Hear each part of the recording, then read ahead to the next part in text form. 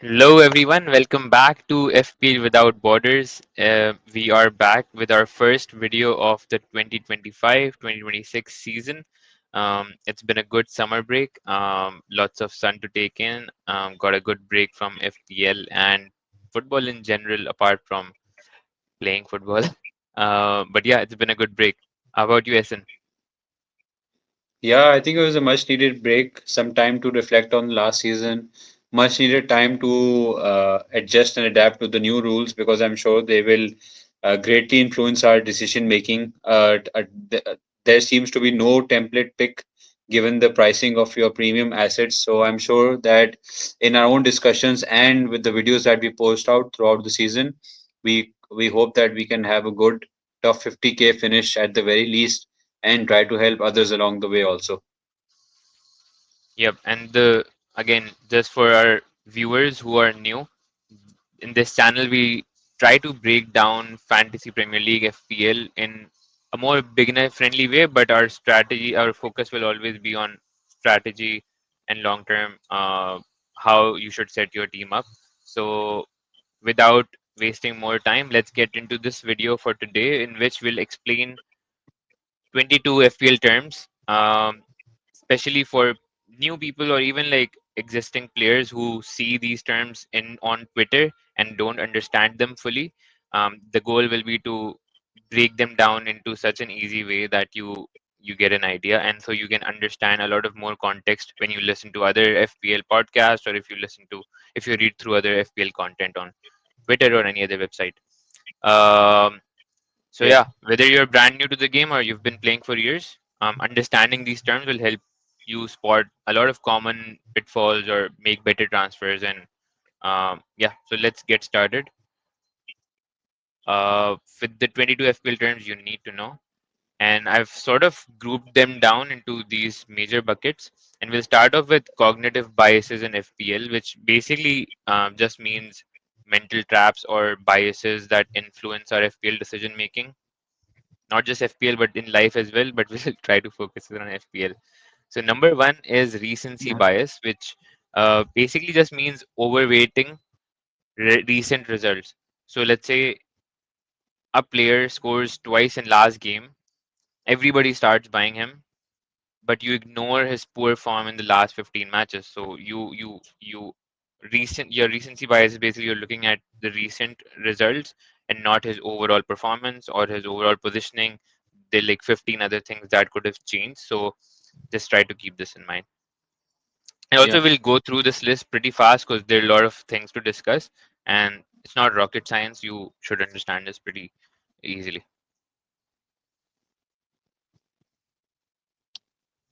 Okay, I think this is confirmation bias, which is seeking only supportive data. For example, already want Joao Pedro because the focus is on high XG stats, ignore low minutes. So it's again another bias that you're looking at only part of the picture as opposed to the complete picture.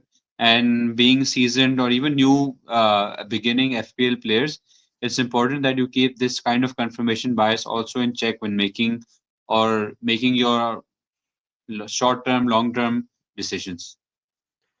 A lot of times, like even I do this and I shouldn't, is like you're looking at five players, and but you in your head you want, let's say, Jao Pedro for this example, and so you will compare those five players, but you'll look at different data points for different players. So for example, for Jao Pedro, you'll be like, oh, his XG is higher, but if you were comparing him with, let's say, Watkins, um, you will not look at Watkins XG. You might look at his some other metric, which basically Yeah. just means you're looking for confirmation bias to agree to what your brain already wants. Number three, Yes. experience bias, past ownership clouding judgment.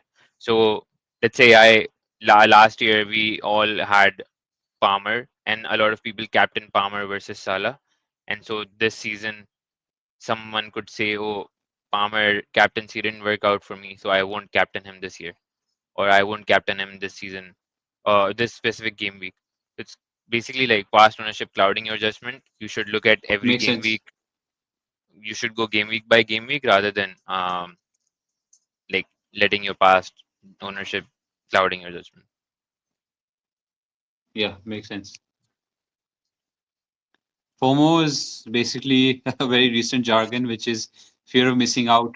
And that FOMO leads you to driving transfers. You, for example, if you take the first example of the recency bias, you see maybe João Pedro or even Cucurella like last time scoring a goal, keeping a clean sheet, and you want to get him in, but you don't have the funds, or you had a plan, a different plan, which is now being hindered because of your FOMO.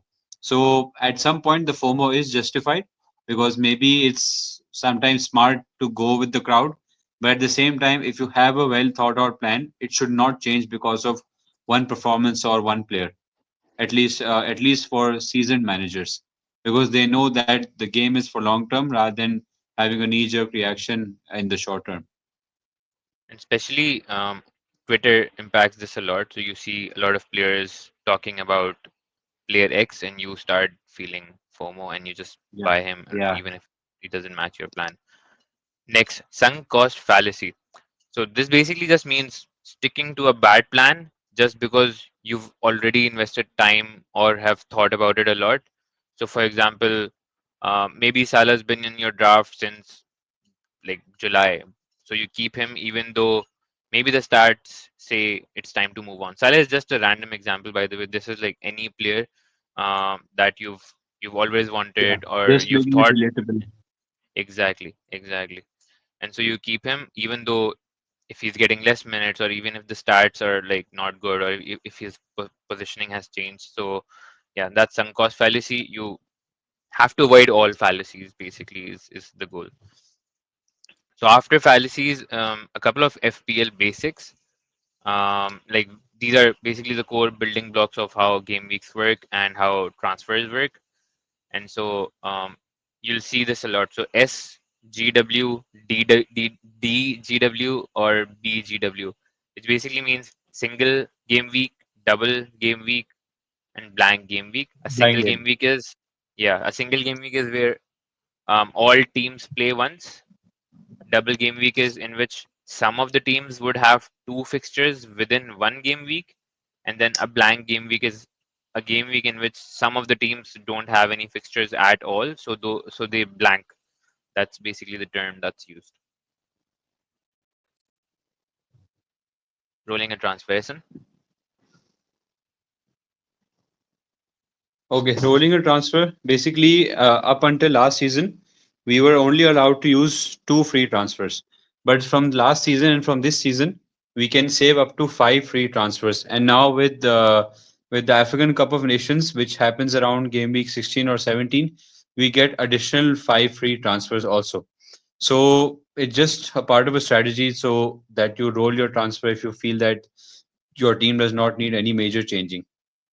And the fact that you can save up to two, three, four, or even five transfers, even though we have two wildcards now, you can use those free transfers to maybe avoid taking hits and having like a mini chop and change with your team. For example, Salah has gone for African Cup of Nations. You sell Salah and you have a load of funds. So you maybe you can use two, three, or four free transfers to upgrade maybe to a premium defender or a midfielder or an attacker. So it's important to plan accordingly so that you can roll your transfer rather than take hits. Yeah, and rolling a transfer basically just means not using your free transfer this week so that you have more free transfers next week. So you roll the transfer to next week basically. That's the terminology. Number 8, burning a transfer. Burning a transfer is when you already have, so let's say you have a limit of 5 free transfers this season. You already had, so you had 5 free transfers to use this game week. And if you did not use any free transfer, next week you will not get one additional. You will burn a free transfer. Um, so that's the Yeah. concept of burning a free transfer. If you, yeah,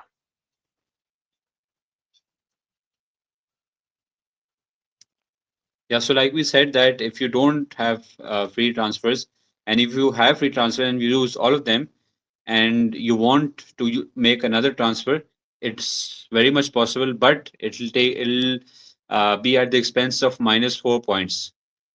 For example, if you have one free transfer for that week and you make two transfers, so the second transfer will set you back 4 points. Similarly, if you go for another transfer, it'll set you back 8 points. So in the earlier seasons, taking a hit was very common because you were only allowed to save up to two free transfers. But last season and this season, you can have five.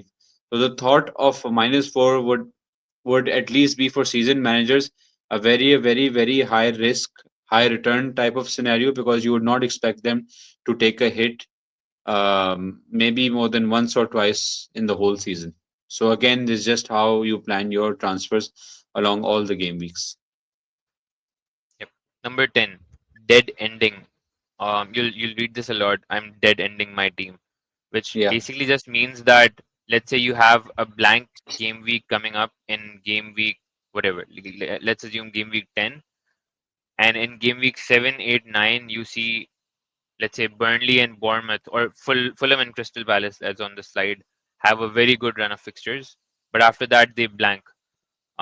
So basically, theoretically, what you'll do is you'll use your free transfers in a way that you load up on Fulham and Crystal Palace assets, but you don't want those assets for the long term. So you're dead ending your team, and right after that blank game week hits, you'll wild card. So basically, before a wild card, dead end your team in a way that it's not usable anymore, and you already had planned it in a yeah, way that you'll use wild card after dead ending your team. That's basically the concept. I hope that was yeah. explanatory. Okay, bench fodder. Basically, it's just cheap. For example, uh, your goalkeeper. I think a very good example will be Dubravka. He's at 4 million. He's playing for Burnley, so he'll most probably be on your bench for majority of the game weeks.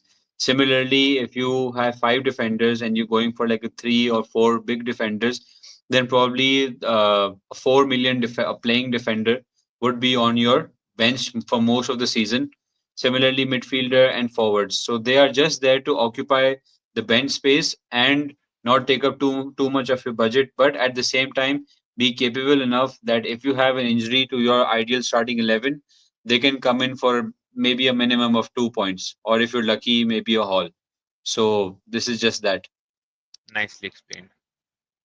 Number 12, nailed players. So nailed players basically are players who are 95 or 100%, like not 100%, like 95 plus percent likelihood that they will start every Yeah. single game and they will play 80 to 90 minutes.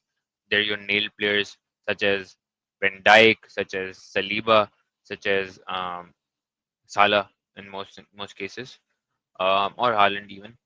So yeah, these are called nail players, and yeah. Number next is team value. Okay, team value is actually for basic, for just to start off, you have 100 million to spend in the first game week, and everyone has the same team value. After the first game week ends, some players will be sold, some players will be bought, so the value of a player changes by point 0.1 at one time. So the fact that, for example, if you have Salah and you keep him till the end, and Salah is performing like he does every season, then you'll see that your team value because of Salah maybe has gone to from 100 to 100.5. That's just Salah. Similarly, other players will fall, they will rise. So by the end of the season, you'll know that what your exact team value is, and you'll then appreciate the number of transfers, the planning that you do, because team value does help, but it should not be fixated upon that. I ideally want to have the highest valued players. Sometimes, budget players also do the trick for you, like we saw with Rogers last season. So it's one Yeah, thing to just keep your eye on out, just to have a long term planning, but it should not be like the basis of all your decisions. agreed. Team value is important, but Yeah, at the end, number of points matter more than what the team value is. exactly. Number 14, Oh, this is a good one. OOP. OOP basically means out of position. This could be good or this could also be bad. This could be good in a way that in the scenario where, let's say, Sessegnon last season from Fulham, he was a 4.5 defender, I think, and he was playing right wing. So he was basically a defender playing out of position in attack. So which was really good Yeah. for from an FPL point of view because he's a cheap defender. He also gets clean sheet points and he's also like actually scoring and all. So he's getting Yeah. a lot of points. But in a like how this could be bad as well is let's say you get um what example should I think like Matthias I think, Nunez from Man City who's let's say an yeah, and attacker. Lewis Kelly also from Arsenal, listed Lewis as a Kelly, midfielder playing as a left back. Yeah.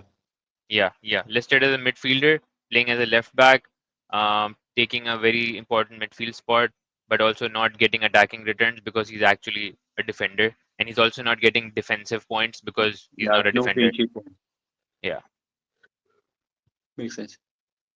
Yeah. Chasing last week's points.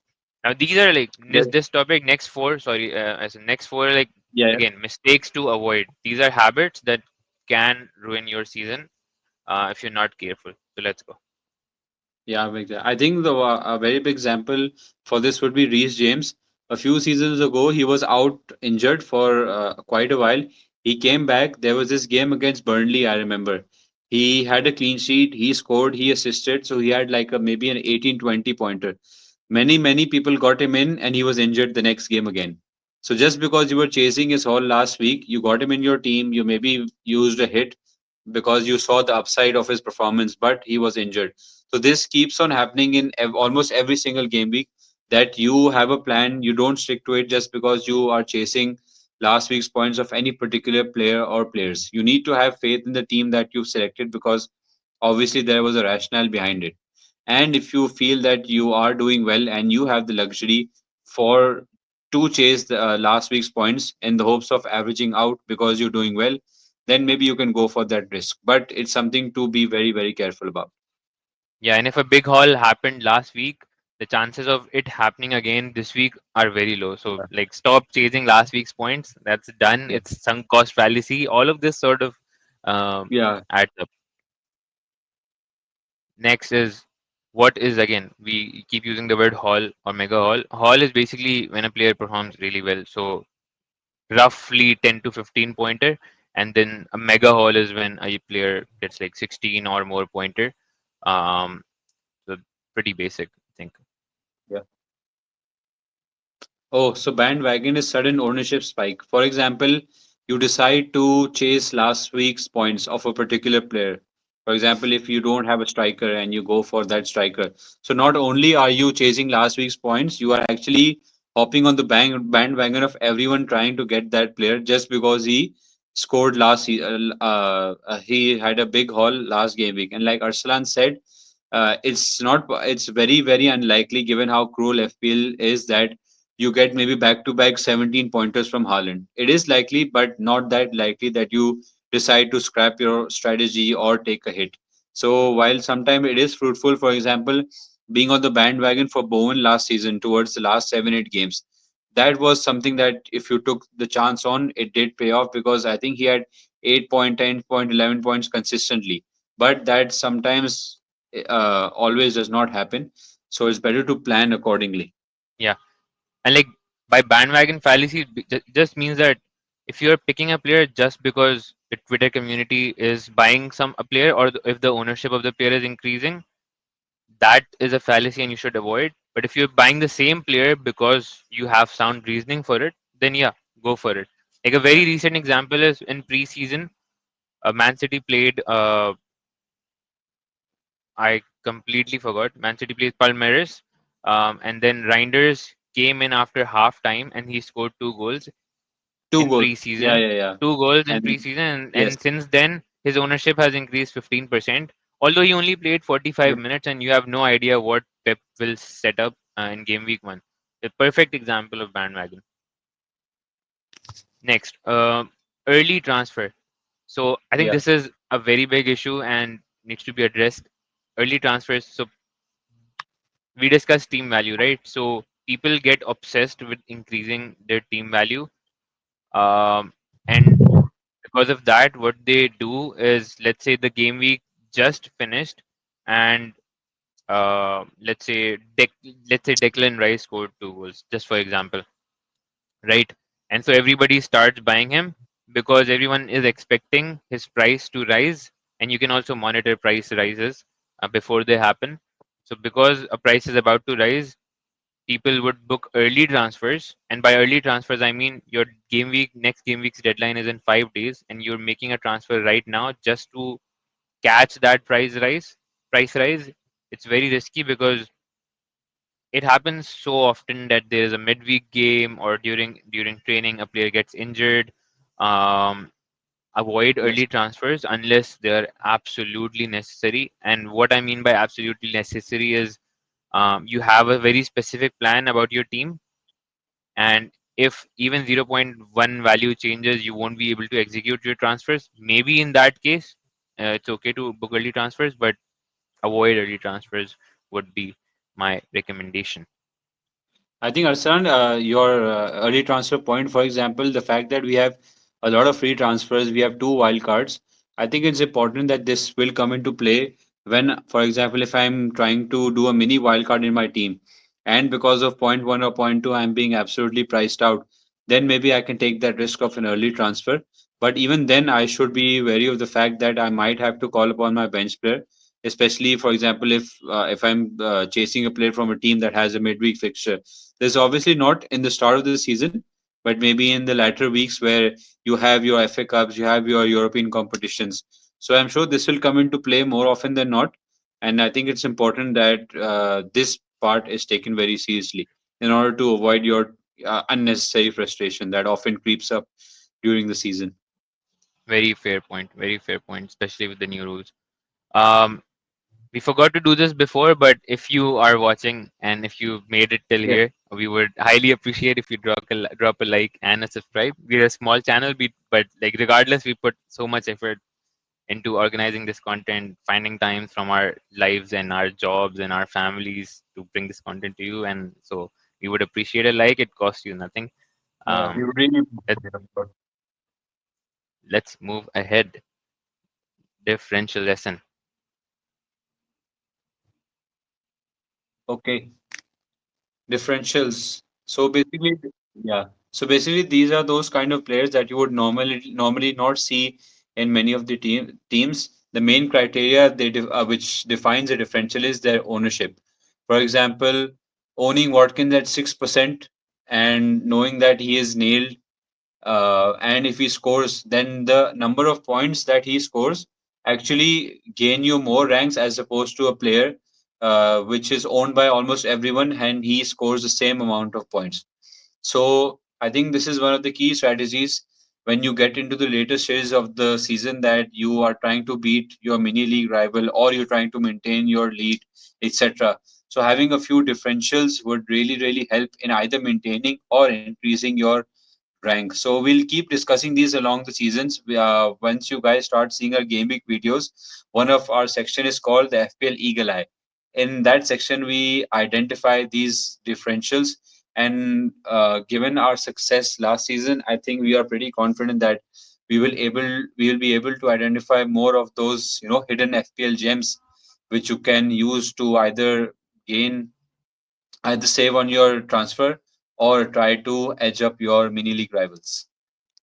Yep, cool. Next is booking a transfer. Booking a transfer is a strategy that sometimes makes sense and sometimes doesn't.